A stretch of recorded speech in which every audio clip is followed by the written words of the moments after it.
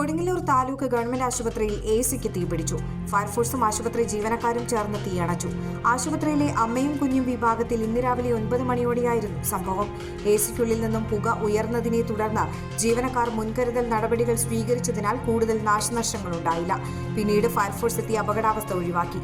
സംഭവത്തെ തുടർന്ന് അമ്മയും കുഞ്ഞും വിഭാഗത്തിൽ രോഗികളെ മറ്റു വാർഡുകളിലേക്ക് മാറ്റി. നിലവിൽ അപകടാവസ്ഥയില്ലെന്നും രോഗികൾ സുരക്ഷിതരാണെന്നും നഗരസഭാ ആരോഗ്യ standing committee chairperson LC Paul പറഞ്ഞു.